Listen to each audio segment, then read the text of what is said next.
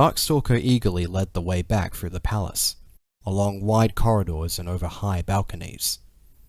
Moon couldn't help but let her imagination run wild as they went, trying to imagine this place in its prime. He eventually brought her to a room so large even Darkstalker was dwarfed by it.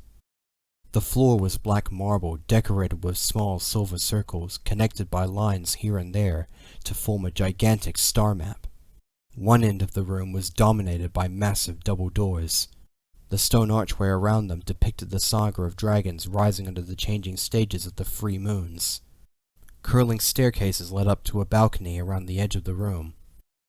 Above, a glass roof was very far away, the bright moons and starlight shining down, and just below, far enough away that Moon struggled to see it, was a thin walkway.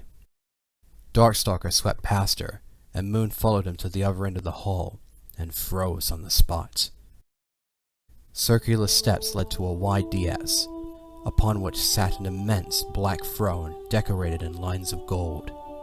The very top had 3 holes, each representing a different stage of a moon cycle. Moon imagined a wise queen would sit upon the throne, overlooking a room filled with her courtiers. She would drape her star-speckled wings on either side of her, and her brow would be adorned with a spectacular crown. But now, all that were left were cobwebs and scratches. Breaking her from her imaginings, Darkstalker stepped up to the throne and tapped a claw at one of the holes. 3 diamonds used to sit here, he said, brow furrowed in thought.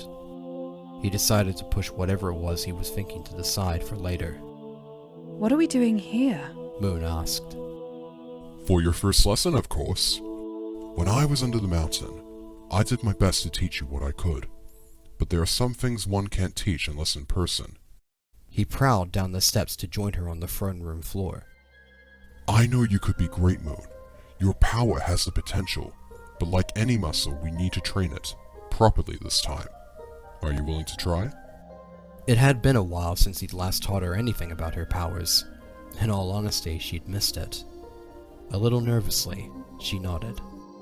Yes, I am. He grinned, but quickly frowned when Moon reached up to take off her earring. I thought you wanted that to protect your inner thoughts. She paused, talon halfway to her ear. This was perhaps the best test she could come up with. She took off the earring. You built your walls yourself. If I am to be as strong as that, I need to learn how to do that on my own. One slender, scaly brow quirked, impressed. Oh, very well then. Let's start with the basics of defense then. Moon rolled her shoulders and took a deep breath. All right, I'm ready. Just remember, he chuckled, that you probably won't get it right away. You do have an unfair disadvantage. I was born under 3 moons. Is that your power of mind reading? Or your power of big-headedness?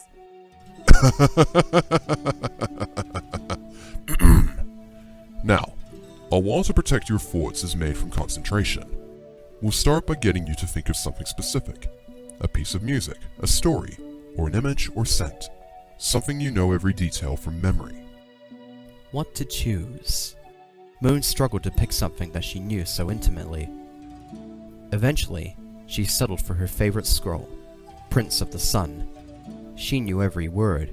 She could even picture the worn look of the scroll, remember its worn texture in her talons. That's it, Moon, said Darkstalker.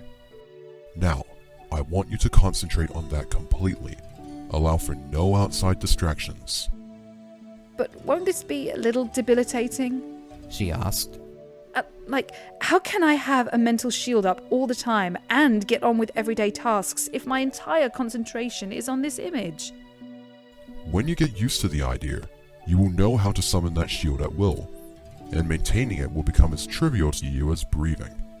But we have to get there first. Now, concentrate. Moon did as she was told. Closing her eyes, she pictured the scroll in her talons, its smell in her nostrils, the way the ink caught the light on a sunny afternoon. Somewhere above her, she heard rats scurrying along one of the balconies. It's a nice day for no outside distractions. Darkstalker's voice came inside her mind, startling her. She opened her eyes and saw he was fighting back a grin. Try again. She shifted her talons, her stomach flipping. Lessons like this reminded her of being in the rainforest, doing as her father impatiently instructed, desperate to please. Shutting her eyes again, this time she recited the story, line for line, in her mind. My offer to show you proper literature is still open, if you're interested. Came his voice again. He didn't sound like this was even a struggle. Moon tried to remain calm. A niggling voice told her that she was disappointing him, that she was failing. Gritting her teeth, brow furrowed so hard it hurt, Moon concentrated with all her might. Ooh, I felt something that time. Her eyes popped open. Really? Whilst her eyes had been closed, he'd laid himself on the floor, upper body lounging on the stairs of the Diaz. It was only brief and very flimsy, but it was a start. It was hard not to let her wings droop. But this is a good start. He told her. Let's try on the offensive this time. But your shield is always so strong. Yes, but it doesn't help that your methods are akin to a blind cow that thinks it's a buffalo. Instead, let's try and turn you into a wasp. Moon frowned. That doesn't sound effective. Yes, it does. You need to learn to not try and bowl over another's defenses. Instead, you should work your way around them and sting them where it hurts. That made a little more sense, she guessed. Closing her eyes, Moon once again concentrated and reached out her mind until she felt the brush of Darkstalker's consciousness. She imagined her talon grazing over his defenses, trying to find a chink in the armor. A stone loose in the wall, but he was as smooth and flawless as glass. She kept trying, and the longer she took, the more anxious she became. Focus, Moon. Darkstalker said in a slow, deep voice. She tried, but the longer it took, the more she wondered if he was secretly getting frustrated by her lack of progress. Her father would. She was meant to be the first Nightwing with all these powers, and yet she was so useless at using them. Unable to grasp the concept of something this basic would have her father fuming. This was why physical lessons terrified her. Mental tutoring had been easy, because that had all happened behind an assurance that there was nothing happening in the real world. But now, all she could imagine was her father's face morphed onto Darkstalker, pushing her to get it right, to do as she'd been told, quickly. Keeping a lid on her panic, she tried one last thing, to try and slip beneath Darkstalker's defenses as if it were the rim of an upturned teacup. She felt an ever so slight give, and received the impression of a vague emotion. But before she could force the rest of herself in, the opening slammed shut. Moon's eyes popped open and she gasped at the suddenness of being ejected. She blinked several times. She'd failed, and now awaited the repercussions. That was great! Darkstalker's words surprised her. She looked up, surprised even more to see him stood over her, grinning from ear to ear. It was? Of course! You managed to accomplish the first step of both offense and defense in your first lesson. But it was nothing substantial. Yes, but remember that my skills are more advanced than yours, as well as more powerful. He argued. This is a learning curve for us both, as I need to learn how to tone down my power a little just for the sake of your learning. Despite herself, her muscles slowly started to relax. You're not upset? By the scorching, why would I be upset? Yes, we didn't get much done, but all good things come in time, and we have time to get there. And I just know from here on out, you are going to do fabulously. With his nose pointed in the air in an exaggerated, lordly manner, Darkstalker grabbed Moon's wrists and pulled her against him. She squealed, startled. The sound was squashed as he folded his wings around her to press her against his chest, and then he twirled around the throne room, purposely singing off-key about how he had the best student and she the best teacher in the universe. The absolute outlandish silliness of the situation was the last straw to break her tension. Moon laughed, lordly and with vigor. She laughed because Darkstalker was just that funny when he wanted to be, and also as a way to relieve her stress and realize how stupid she'd been to get so worked up. Yes, her father had not been the best teacher, and that had installed in her an expectation of how these things would go. But Darkstalker was nothing like her father in that regard. Everything he did to make her feel more at ease helped her to differentiate between the two scenarios. Right, He announced, releasing her so abruptly that she spun on the spot and fell over. I believe that concludes our lessons for the day. Shall we go flying? Flying? She grunted, getting up. Yes, Moon. His eyes sparkled with excitement. Come with me, please. We can go exploring the city. I want to show you everything of what our ancestral kingdom used to be. It didn't take her long to decide, putting her earring back on. All right. We can even hunt for our supper whilst we're out. Gleefully, he led the way out of the throne room to the grand entrance hall, and finally out the gigantic gates leading into the city. They took off into the sky, and Moon was awed at just how large and impressive Darkstalker's wingspan was. In comparison to his body, it was more on the scale of a skywings than what was the typical proportion for nightwings. Each beat of his wings was powerful and sure, sending a great shooting wind out behind him with each thrust. He wasted no time, and showed her everything he could, starting in the Great Diamond, the plaza with the Castle of Stars at one of its points. Spreading outward, he showed her the many districts and explained how the city was laid out in accordance with how Nightwing society used to function. He even showed her where the forest used to end and where the city began, and told of old Nightwing rituals where young dragonets would go on their first hunt in those woods. There was no denying that this was once a great and vast city, and to hear Darkstalker tell of it was also a place of great learning. The best minds in the world had come here. The fantasy that played out in Moon's mind was a dream she wished more than anything she could witness with her own eyes. As they swooped towards the north, Moon couldn't help but look towards the mountains, and with slight hesitancy, ask, What about the mountains? Does more of the kingdom lie beyond? Darkstalker shook his head. No, our borders end in the midst of that range. But don't worry, we are quite safe. No one will get in. Your magic, I assume? She asked, covering the way her stomach clenched. Well, during the war, the Queen wanted something to protect us from Icewing invasions. I conjured a magical shield to keep them out. But there's been magic in those mountains for far longer than I've been alive. What do you mean? It's almost... He looked genuinely puzzled. Animus magic has a certain feel to it, and what lurks in those mountains is not it. It feels older, rawer somehow. What it does is confuse any hapless traveler who dares to enter those mountains from either side. Unless you know the correct way through, the mountains will misdirect you like a maze and spit you back out where you tried to get in. Moon's mind was boggled by such a discovery. She thought only Animus dragons could create such magic. But it stood to reason that magic must have been in the world before them, before dragons even existed. What had the world been like back then? Was this the last remnants of that bygone era? There was no time to ponder such questions for long. Darkstalker carried on the tour through the city and the outlying countryside.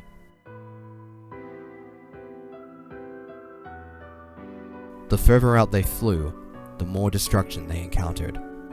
As time went on, Moon watched Darkstalker physically deflate as he gazed sadly out upon his ruined home. There was a tremble in his wings, like he wanted to sink into despair, but sheer force of will kept him flying onward. For the first time since she met him, he looked old and tired. It shouldn't have ended like this, he murmured. How could the Nightwings have just... left? It hurt something inside Moon to watch Darkstalker slowly succumb to sorrow. There was so much about his past that she didn't know, and these ruins only offered her a peek. Moved to pity, she beat her wings to catch him up, and said, Darkstalker, why don't we rebuild it? His brows rose in astonishment. Rebuild it? Only if you wanted to. It only just occurred to her that she had just signed away her right to leave at any time. This was a commitment she wasn't entirely sure she should be signing up for. We could make a start at least. Rebuild some of the city ourselves. After all, the war will end eventually, and when it does, the Nightwings could return here, to live in their real home. They could finally give the rainforest back and come to their own land. It is a wonderful idea, He said, stopping to hover so that he could properly face her. but I don't understand. After all that you and those you love have suffered at their talons, why would you want to help them? That was supposed to be a difficult question, but Moon already had her answer before she knew she did. I've been inside the heads of other dragons. I've seen inside them when they do bad things. They all have justifications for what they do. Most believe that what they're doing is the right thing, or because they're scared and don't understand. So, I know that there is a little darkness inside every dragon, but I also know that there is a lot of good in all of them as well. Surely you can feel that too? Darkstalker was quiet for a long moment, staring at her. Uh-oh. Had that sounded incredibly stupid? What is it? Nothing. His smile was so big and warm it creased his eyes. I don't think you realize how utterly wonderful your mind is sometimes, Moon. Her ears burned with a blush. So, what should we fix first? The school. He said. Education was always important to us. Every dragonette in the tribe was given a decent education, no exceptions. We prided ourselves on being the most advanced tribe in Pyria. Nightwing students not only learned how to control their powers, or the job in society they wished to go into, they learned biology, geology, chemistry, astronomy... Darkstalker continued his lesson as they flew towards the old Nightwing school. It wasn't as bad as some of the other buildings they'd seen at the city's outer edge. The worst damage was that a western wing of the school had a partially collapsed roof. They puzzled over how best to proceed for some time, but decided they needed to clear away the debris and rot so they could know what to work with later. With Darkstalker's size and strength, even when so thin, he shouldered the brunt of the heavy lifting, whilst Moon's smaller size and nimbleness allowed her to squeeze into the hard-to-reach places. They worked a solid 4 hours and managed to clear the majority of the rubble. But still, the scale of the project was daunting. Urgh! It'll take us another 2,000 years to restore the city this way! Darkstalker growled in frustration, throwing a rotten beam like a spear. And neither of us are craft workers. We don't know how to treat timber and apply it exactly, or how to build with the correct stone. Moon shook out her aching wrists, tired. Then what do you suggest? Please, Moon, give me my magic. He begged. Let me use it to help us rebuild. With only a few words, I could have not just a section restored, but the entire school. You can't let magic solve all your problems. Moon said, stomach twisting. She was only just beginning to trust Darkstalker fully, but this seemed too much. He snorted. Why not? If my magic can help us in our work, it could help us to make us happier, more comfortable, safer. Why shouldn't I use it? You used magic wantonly before, Darkstalker, and look where that got you. Oh, is that it then? He narrowed those bright silver blue eyes on her. You don't trust me with it? It is my magic, Moon. You're doing the same as cutting my wings from my back. Your magic is my responsibility. But Moon, I told you last night, it won't corrupt my soul. That is a theory. She persisted stubbornly. I'm sorry, I'm just not comfortable with letting you cast so many spells. If you'd known me 2,000 years ago, you would have seen that I was fine, Moon. Darkstalker said, holding out a talon imploringly. The Queen demanded many spells of me, and it didn't turn me evil, despite what the ghost stories say. But that's it. Moon said slowly, her eyes going wide as she came upon an idea. I didn't know you back then, but if you help me to understand, I could grant you back your magic. It was risky. She already knew that. There was every chance for him to still have the upper hand or outright refuse. But she had to take that chance. She wanted to learn more about him, wanted to know the truth behind the old stories, to determine if he really was her friend or a fiend. Darkstalker frowned. What are you suggesting? Once a night, I will grant you permission for one spell. In return, I want to hear a story of your life. That seems a little invasive. You can choose to say no. I just want to know more about you, Darkstalker. The real you. The reluctance in his eyes was obvious. He glanced around at the ruined school, at the work still needed to be done. Lips pressed into a hard line, he nodded. Very well, Moon. You have yourself a deal. Then, Darkstalker, I grant you permission to cast a spell that will restore this building to how it was 1 year prior to the Nightwing Exodus. Magic once again disappointed her as she couldn't pinpoint any grand spectacle to let her know it was there. Not until the roof suddenly began to repair itself. The paint on the walls uncracked and became vibrant again. The door on the floor got up and reattached itself to its hinges. Moon squeaked and jumped closer to Darkstalker when a rotten desk leapt to life underneath her talons and put itself in its rightful spot. She stared in awe as time rewound and the school returned to how it would be in its prime. They stood in an old classroom, little desks awaiting small dragonets that would never come. A blackboard clean and chalk ready for a non-existent teacher to come in and prepare a lesson that would never be. It was fascinating, but also very sad. Let us return to the castle, Darkstalker said in a voice that lacked all emotion. Moon tried to see if he was all right, but he refused to show her his face. He quickly led the way through the revitalized corridors until they found their way out again. The flight back to the castle was very quiet, aside from when they swooped down to catch 2 stray boars.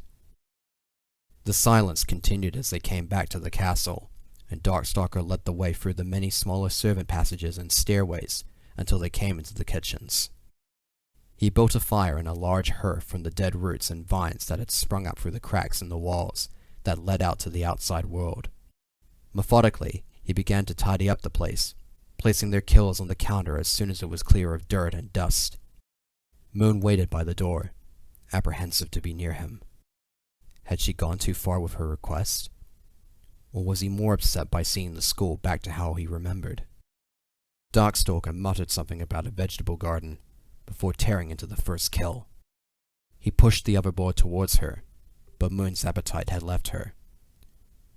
Her companion's eyes were distant and cold.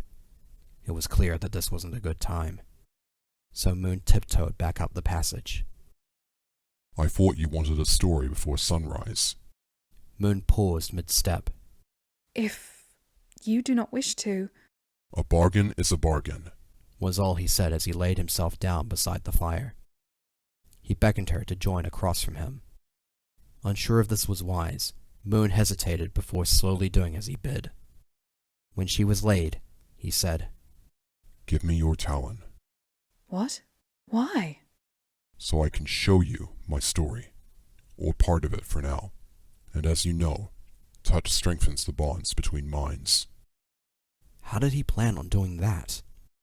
Questions buzzed around inside her mind, and slowly, she put her talon in his.